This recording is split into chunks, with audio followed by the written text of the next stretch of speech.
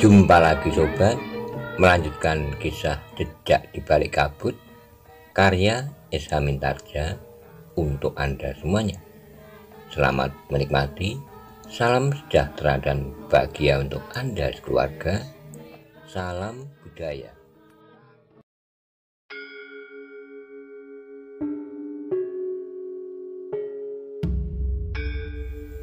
Pada episode sebelumnya dikisahkan, setelah Paksi dan Wijang menyaksikan dengan sembunyi-sembunyi pertempuran antara dua orang yang tidak diketahui jati dirinya dengan gerombolan yang dipimpin oleh Ajak Panunjung. Kemudian Paksi dan Wijang pergi dari gubuknya yang berada di kaki lereng Gunung Merapi itu untuk menghindari kejaran dari Haryo Wiseko. Bagaimana kisah selanjutnya? Simak bersama-sama.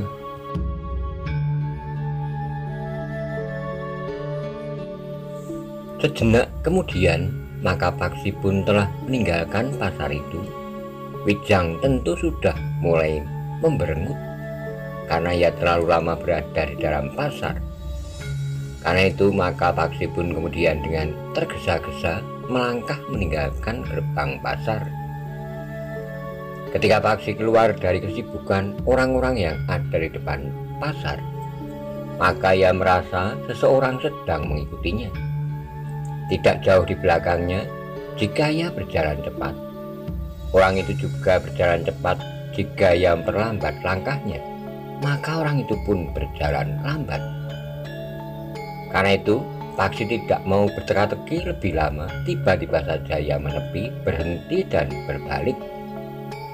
Paksi menarik napas dalam-dalam. Yang mengikuti beberapa langkah di belakangnya ternyata adalah Wijang. "Kok?" desis Paksi. Wijang berhenti melangkah di hadapan Paksi, katanya. "Kau menghukum aku di bawah pohon duet itu.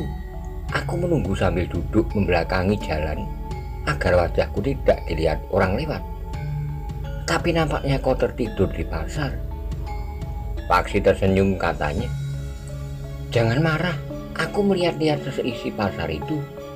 Aku tidak ingin ada yang terlampaui, justru orang-orang yang seharusnya mendapat perhatian kita.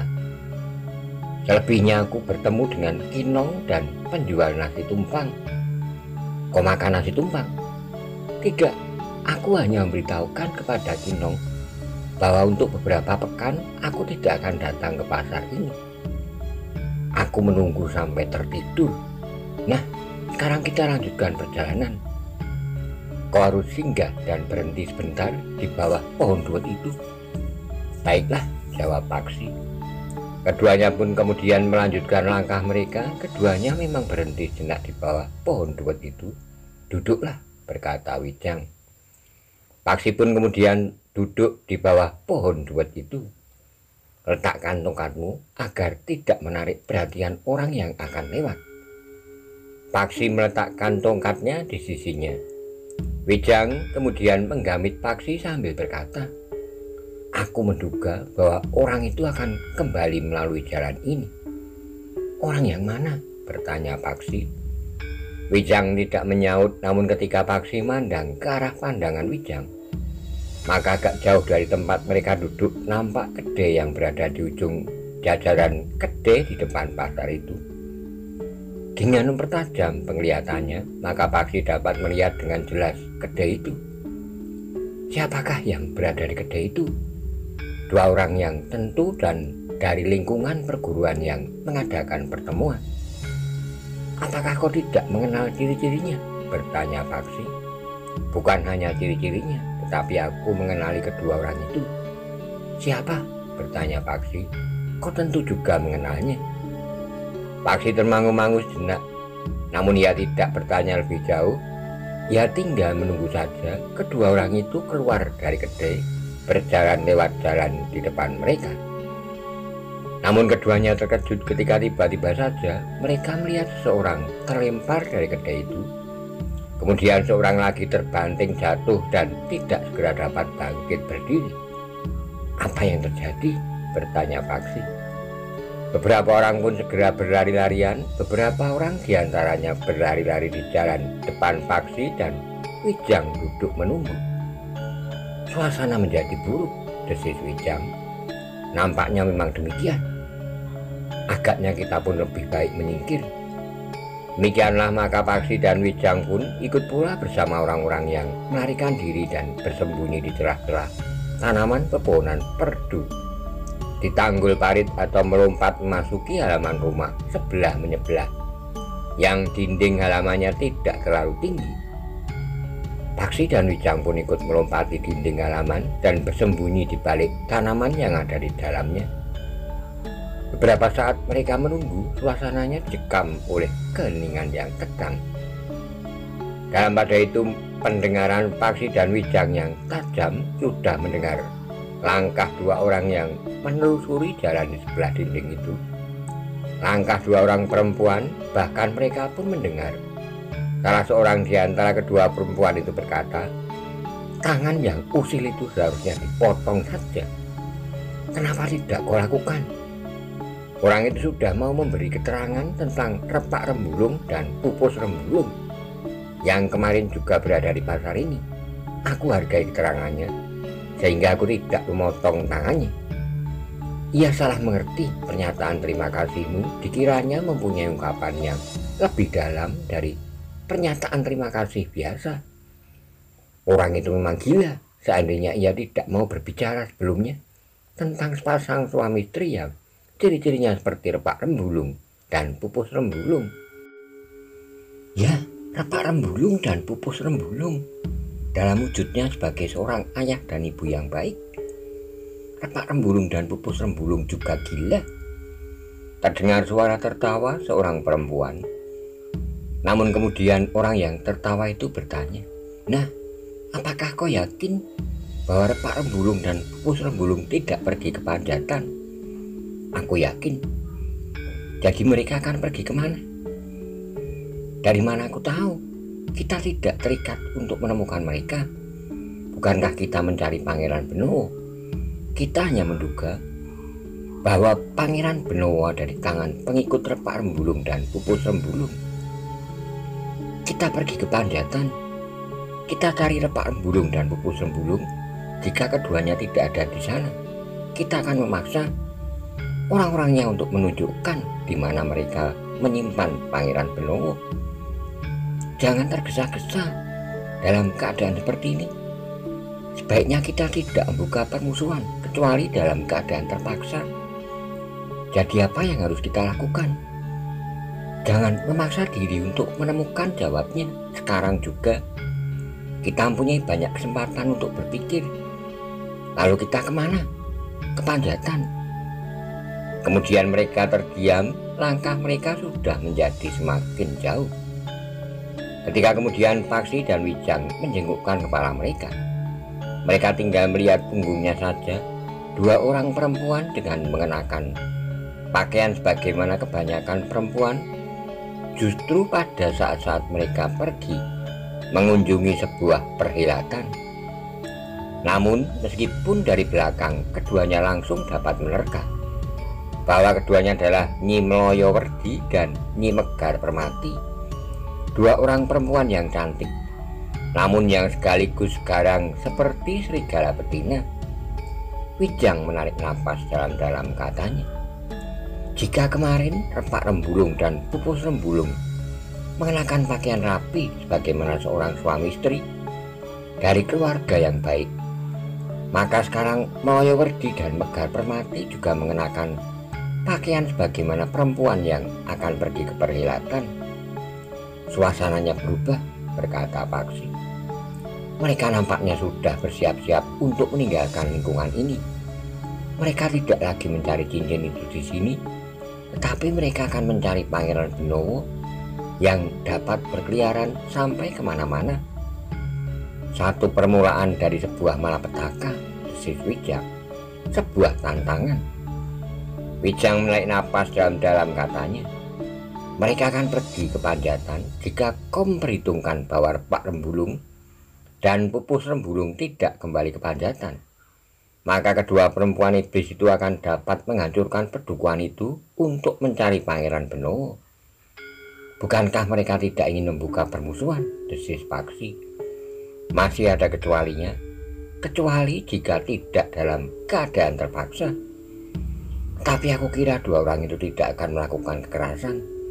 Bukankah di Panjatan banyak sekali pengikut Repak Rembulung dan Pupus Rembulung? Wijang mengangguk-angguk katanya.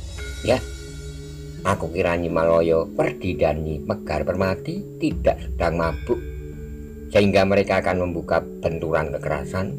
Menilik cara mereka berpakaian, mereka memang tidak sedang mencari perkara. Keduanya pun terdiam, namun kemudian Wijang berkata, marilah kita lihat orang-orang yang terpelanting itu. Paksi dan Wijang pun kemudian telah pergi ke kedai di ujung dari jajaran kedai di depan pasar. Mereka melihat dua orang yang nampak kesakitan duduk di dalam kedai. Beberapa orang masih berkerumun di luar kedai itu. Sudahlah, pergilah, teriak pemilik kedai itu. Jika kedua perempuan itu kembali, maka kalian akan mengalami bagaimana dia kedua orang ini. Beberapa orang memang segera pergi. Paksi dan Wijang kemudian mencoba bertanya kepada mereka apa yang telah terjadi. Salah mereka sendiri, berkata seorang yang berkumis tipis. Keduanya mencoba mengganggu kedua orang perempuan itu. Bahkan mereka mencoba untuk menyentuhnya. Lalu, apa yang dilakukan oleh kedua orang perempuan itu? Bertanya Wijang. Entahlah apa yang dilakukan oleh kedua orang perempuan itu. Yang aku lihat keduanya telah terlempar dan terbanting jatuh. Nampaknya yang seorang agak parah, mudah-mudahan punggungnya tidak patah. Paksi dan Wijang mengangguk-angguk kecil, namun kemudian Wijang pun berdesis. Terima kasih, aku lebih baik pergi saja. Lebih baik untuk selamanya tidak bertemu dengan perempuan sekarang itu. Wijang kemudian telah mengajak Paksi meninggalkan tempat itu. Sementara masih ada satu dua orang yang berdiri di luar kedai itu. Di dalam kedai dua orang masih saja nampak kesakitan duduk sambil menyeringai. Kita kemana sekarang? Bertanya Paksi. Rasa-rasanya aku juga ingin pergi ke Panjatan, jawab Wijang. Sekarang? Tentu tidak. Kita akan dapat bertemu dengan Nyi Meloyo dan Nyi Megar Permati. Baiknya kita masih harus menghindari benturan kekerasan dengan mereka, juga dengan pemimpin-pemimpin perguruan yang lain. Jadi, bertanya Paksi, nanti siang kita pergi ke Panjatan. Jadi kemana kita selama menunggu siang?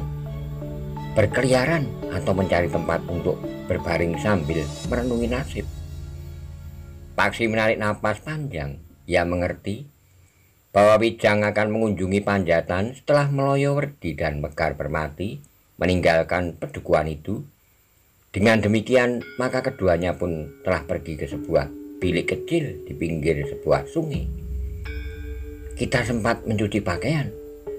Di tempat yang nampaknya memang sepi itu, keduanya menyempatkan diri untuk mencuci baju dan kain panjang mereka, kemudian menjemurnya di atas sebuah batu besar.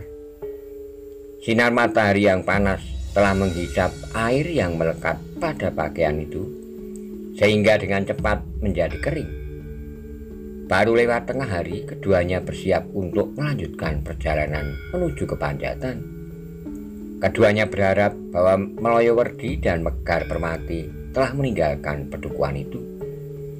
Kita tidak akan membuat keributan kecuali jika terpaksa. Mungkin kita bertemu dengan kedua perempuan itu, tapi mungkin para pengikut Repak Rembulung dan Pupus Rembulung, atau bahkan Repak Rembulung dan Pupus Rembulung sendiri yang ada di pedukuhan itu, berkata Wijang. Paksi hanya mengangguk-angguk saja. Demikianlah maka keduanya pun melangkah terus menuju Panjatan. Meskipun jantung mereka menjadi berdebar-debar, tetapi mereka berketapan hati untuk pergi ke pedukuhan itu. Debar di jantung mereka telah membuat mereka lebih banyak diam. Apalagi ketika mereka sudah melihat pintu gerbang pedukuhan. Wijang memandang pedukuhan itu dari ujung sampai ke ujung sambil berdesis. Hati-hatilah, kita tidak tahu apa yang tersembunyi dalam pedukuhan itu. Mungkin Meloyowerdi dan Megar Permati, mungkin Repak Rembulung dan Pupus Rembulung. Paksi mengangguk-angguk, dipeganginya tongkatnya erat-erat, seakan-akan seorang akan merebut dari tangannya. Ketika mereka sampai ke pintu gerbang pedukuhan, mereka berhenti sejenak untuk mengamati suasana.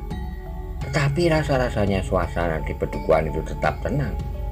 Tidak terjadi pergolakan apapun yang dapat mengguncang ketentraman penduduk. Mereka masih mendengar suara orang menumbuk padi. Mereka masih mendengar teriakan anak-anak yang sedang bermain. Meskipun matahari mulai melayang di belahan langit sebelah barat, 4 orang anak tengah bermain bentik di tengah-tengah jalan pedukuhan. Wijang dan Paksi memang merasa ragu, namun kemudian mereka pun melangkah memasuki pedukuhan itu. Anak-anak yang bermain bentik itu terhenti sejenak. Mereka pun menepi memberi jalan kepada Wijang dan Paksi. Demikian Wijang dan Paksi lewat, maka anak-anak itu segera mulai bermain lagi. Tidak ada kesan apapun kepada keempat anak itu terhadap orang-orang yang dianggap asing di pedukuhan itu. Ketika mereka melangkah semakin dalam, maka mereka berpapasan dengan laki-laki muda yang membawa keranjang rumput di atas kepalanya. Tapi laki-laki itu pun tidak menghiraukan Wijang dan Paksi yang termangu-mangu. Apa sebenarnya yang ada di pedukuhan itu? Desis Paksi. Tanggapan orang-orang pedukuhan ini terhadap orang yang mereka anggap asing telah berubah sama sekali, sahut Wijang. Ya, mereka tidak sekarang saat kita memasuki pedukuhan ini untuk pertama kali. Apakah pedukuhan ini memang berubah atau kita yang berubah? Gumam Wijang kemudian. Paksi mengangguk-angguk tetapi ia tidak menyaut. Sebenarnya lah, ketika keduanya berjalan di sepanjang jalan pedukuhan, maka orang-orang yang berpapasan sama sekali tidak menghiraukan mereka, sama seperti pedukuhan-pedukuhan yang lain. Tidak ada kecurigaan, tidak ada sikap permusuhan. Aneh, desis Paksi. Namun Wijang pun kemudian berdesis, aku dapat menduga sebabnya. Hanya menduga, aku tidak tahu apakah dugaanku ini benar atau salah. Apa? Bertanya Paksi. Orang-orang pedukuhan ini menjadi garang jika Repak Rembulung dan Pupus Rembulung ada di sini. Tetapi jika keduanya pergi, maka sikap mereka pun kembali ke dalam kewajaran sikap dan kepribadian mereka masing-masing. Mungkin masih ada yang garang, tetapi pada umumnya mereka akan melepaskan segala kecurigaan karena mereka tidak sedang melindungi keselamatan 2 orang yang mereka anggap sangat penting, berkata Wijang. Paksi mengangguk-angguk, katanya, ya, agaknya memang demikian. Kita dapat mengambil kesimpulan bahwa Repak Rembulung dan Pupus Rembulung tidak ada di pedukuhan ini sekarang. Untuk beberapa lama keduanya berjalan di jalan sepanjang jalan pedukuhan. Mereka memang tidak merasakan suasana yang lain dari suasana di kebanyakan pedukuhan. Dengan demikian mereka pun berkesimpulan bahwa kehadiran Nyi Meloyowerdi dan Nyi Megar Permati di pedukuhan itu juga tidak menimbulkan gejolak.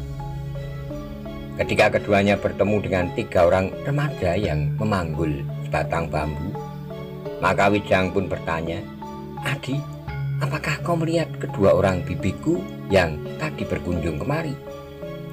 Ketiga orang remaja itu termangu-mangu sejenak, sementara Wijang menjelaskan, bibiku merencanakan untuk mengunjungi pedukuhan ini.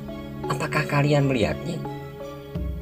2 orang perempuan dengan pakaian bagus, bertanya salah seorang dari ketiga orang remaja itu. Ya, Paksi menyaut dengan serta-merta. Aku melihat mereka tadi. Di mana? Nampaknya mereka telah pergi. Wijang mengangguk-angguk, katanya.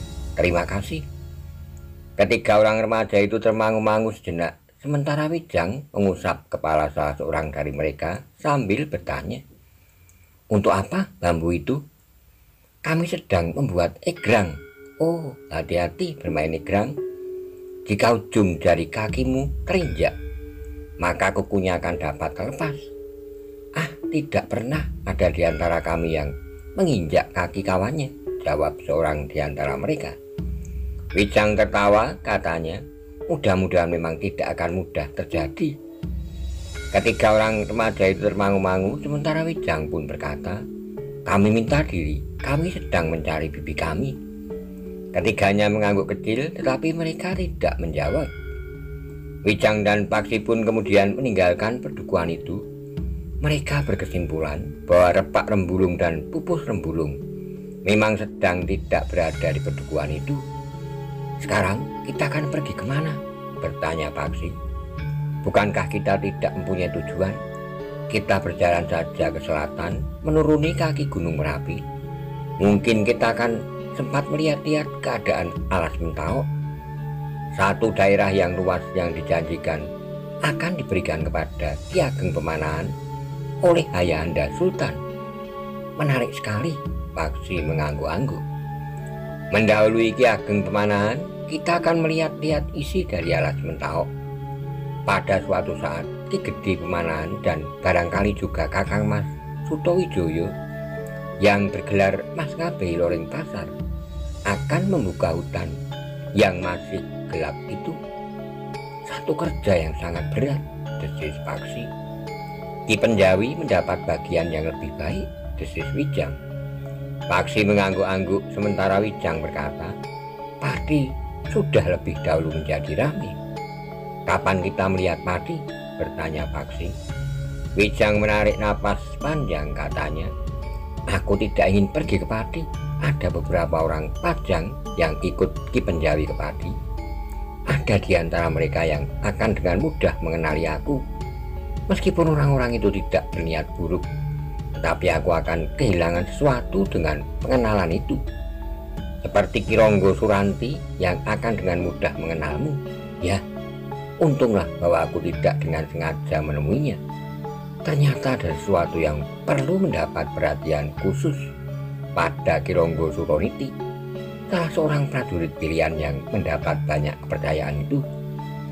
Wijang, berkata Paksi dengan tiba-tiba, apakah kita dapat menemui Panglima Pasukan Pajang di Jatianom dan memberikan keterangan tentang Ki Ronggo Suroniti?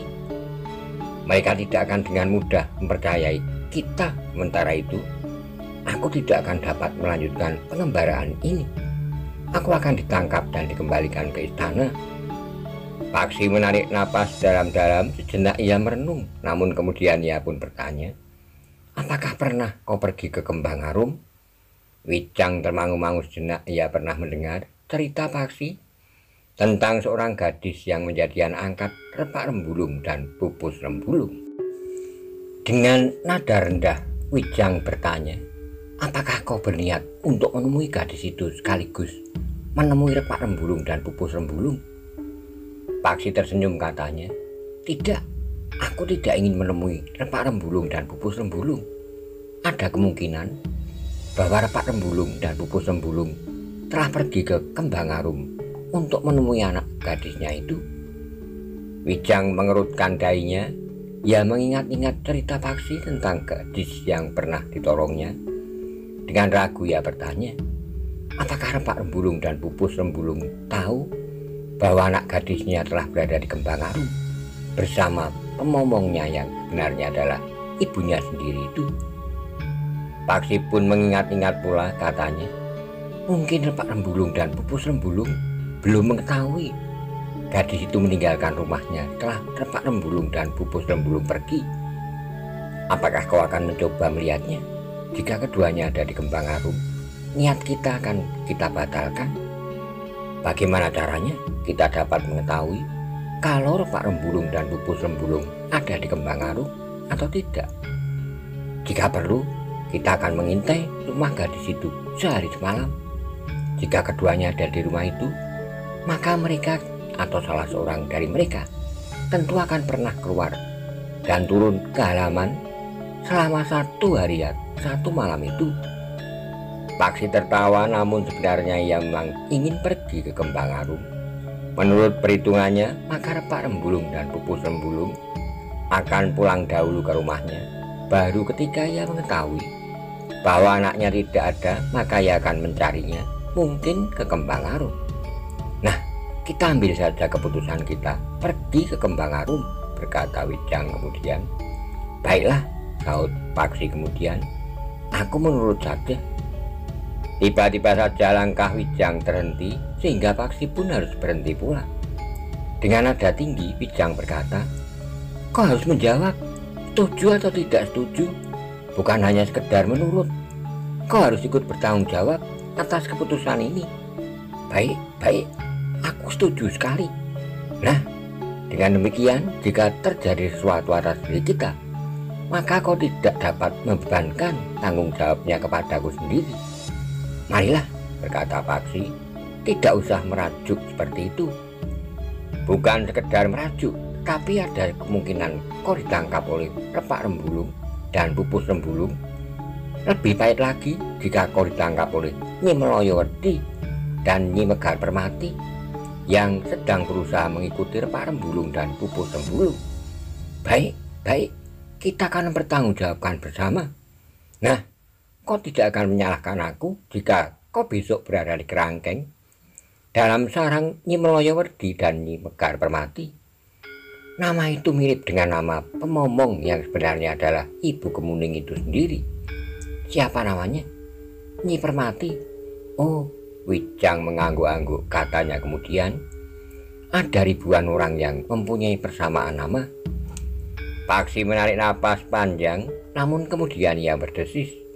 Untunglah bahwa bau Langlang tentu akan dilumatkan menjadi debu. Wijang pun berdesis, itu namanya nyawa Bau Langlang cukup lihat.